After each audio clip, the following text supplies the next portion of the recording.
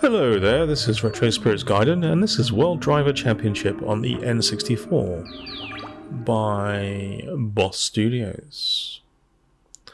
Or Boss, I don't know if they're Boss Studios. Here we have a picture of a wall and some low-res green lights in a letterbox format with a fisheye lens, vomit-inducing. We have some blurry textures, we have a car with headlights, which is always handy. Driving down the road at incredible speed. Oh, the fisheye lens is all over the place. Don't throw up. Oh, windmill. Windmill next to a castle. That's where you keep all your windmills, next to your castles. That's town planning. And this is a racing game, which is, as it happens, the N64's answer to Gran Turismo on the PlayStation, I believe. I believe this is what they were angling it as. I don't know if it's... Having never played Gran Turismo, shockingly, on the original PlayStation. Played it on PlayStation 2 maybe. I don't know if this is as in-depth as the PlayStation 1 game, but you do have some bits and bobs in here, like you can fart about with your car.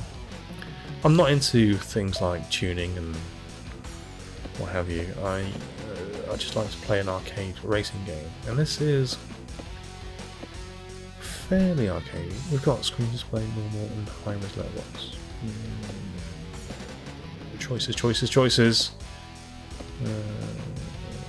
Gamma effect. Very strange. Okay, don't know what that's about. Okay, well anyway, we've gone for the low-res mode initially, which is full screen. And here's a car, and here's a track. So, I bought this game many years ago, and it cost me about sort of 12 quid. And it's very hard to record, so I haven't tried to record it until now because the resolution skips all over the place. Like the intro to that track there was cut off because the frame master didn't like the change in resolution. But what we have is we have slightly murky visuals. On this track, it's designed that way. It's not because of any inherent technical issues. We have some nice texturing. We have cars which are shiny and right in your face. You have a car which you're controlling which feels like a pig on ice. It is sliding all over the place and heavy. And when you hit the barrier, because the collision protection is quite accurate, your car will just slide along walls, which is actually a freaking pain in the butt. We have some nice visuals. If you squint, it kind of looks kind of realistic. We have a rear view mirror with a lot of pop in, and we have a front facing view with a bit of pop up. Technically, you'll notice LODs popping all over the place in this game, and that's never any good in a game. Not much fun. And you can turn the rear view mirror off if it's distracting you, but it is kind of useful for blocking opponents that are trying to get past you. The AI in this game is actually stupid or aggressive, one of the two, and it will just ram the shit out of you. Like, it will not slow down, it will just batter you, and your car reacts in one of those horrible ways that they do in kind of arcade games. So this is dressed up as a sim, but it is pretty arcadey in terms of collisions. Like, they will just shove you out of the way. It's freaking annoying. The city area's got a little pop-up in it. This is kind of impressive. You'll notice the cars in front, actually in high-res mode a bit more, do LOD fairly close to like that yellow car. Just went through about 4 different LODs there. Don't know if you noticed that. Yeah, the actual driving itself is, once you get used to it, is fairly satisfying. You can slide the car nicely. It's got a thing where you are driving at the apex of corners. You are trying to take the optimal line. You need to use your brake. This is a ridge racer. Saying that drunk is difficult. This is a ridge racer. This is World Driver Championship, so you have to brake the corners, and that's okay. Once you get your mindset for that, that's okay. And I'm going to go to that box here. So this is when my frame mostly will start getting screwy.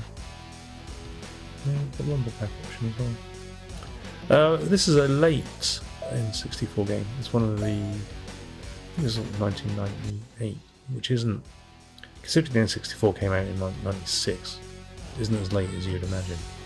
Oh, we had the music at 0. Oh, I must have saved my settings. Let's turn the music back up. The music was at 0 because the music in this game is freaking horrible.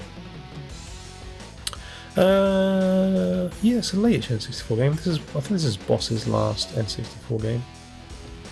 They also created, what did they create? Was it Top Gear Overdrive?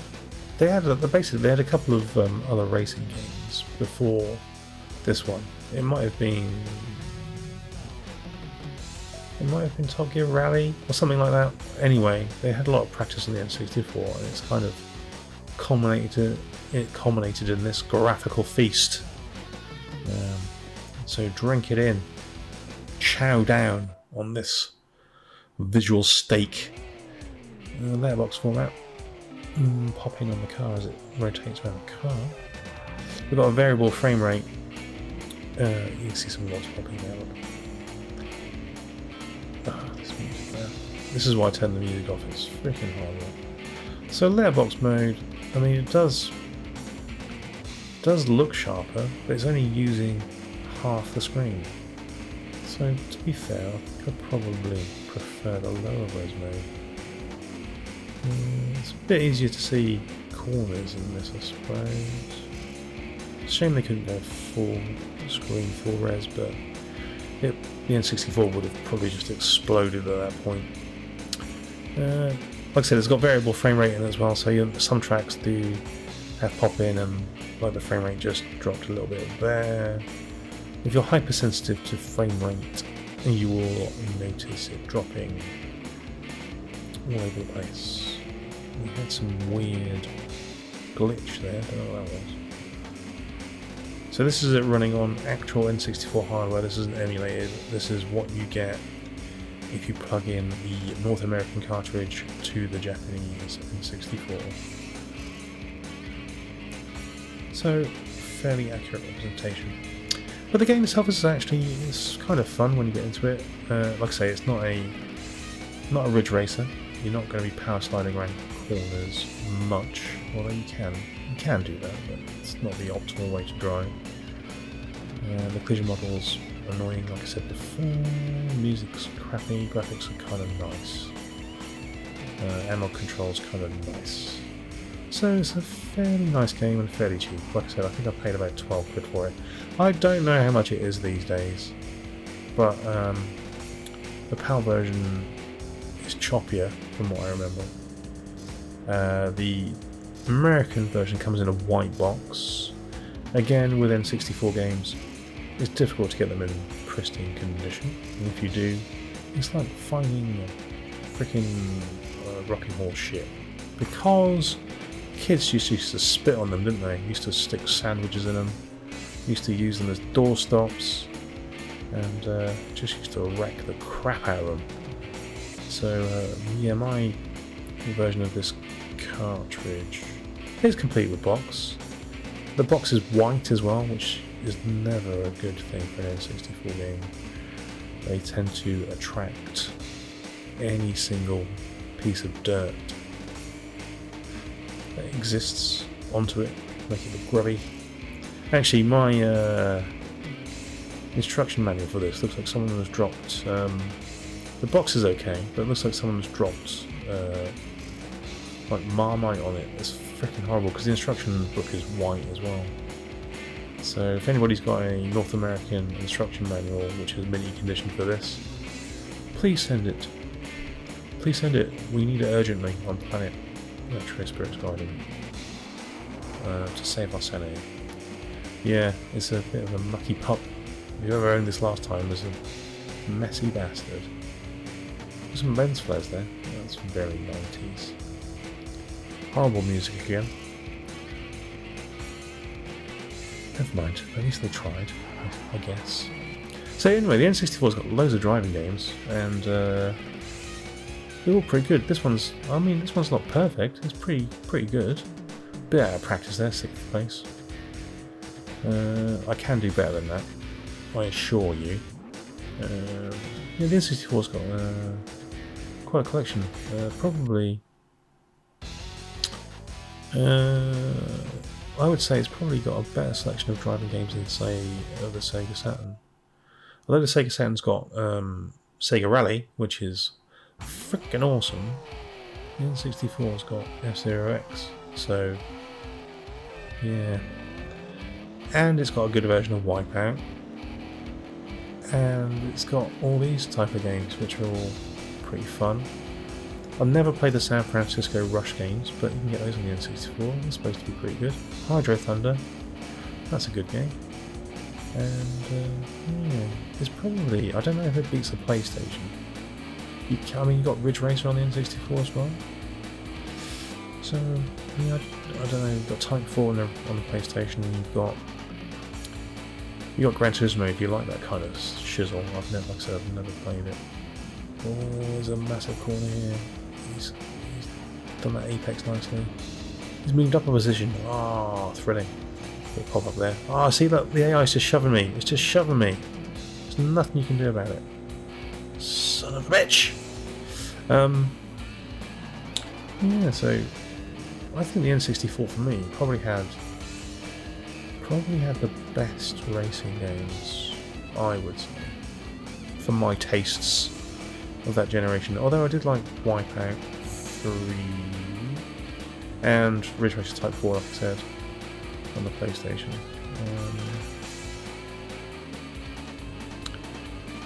Daytona's pretty good on the Saturn, but yeah, and the Champion Edition version is pretty good.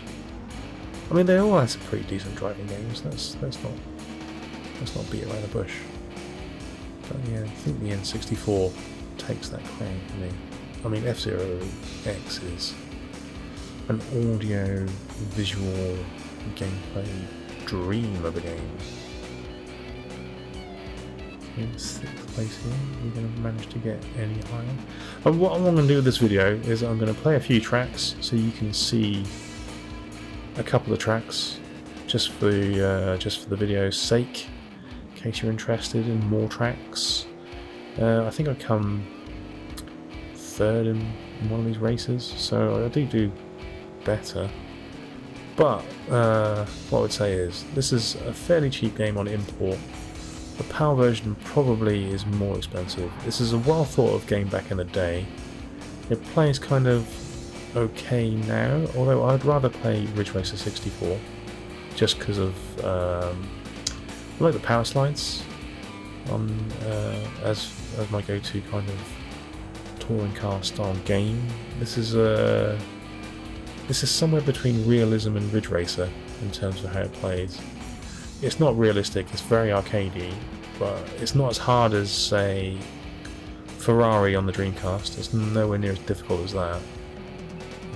But it's, you know, it's kind of between that game and Ridge Racer, I'd say, in terms of feel. So yeah, it's pretty nice. Pretty nice halfway house. But you have to adjust your mentality to, like I say, brake for corners and stuff, which is it's fine if you like that kind of stuff. Yeah, alright. So it's recommended. It's a recommended game, and if you can get it, like I say, the import version cheap, it's well worth it. Say less than 20 quid. PAL version, don't know. Say the frame rate's probably horrible. Anyway, good game. Thanks, boss. Thanks for taking the time, and thank you all. Ta-ra.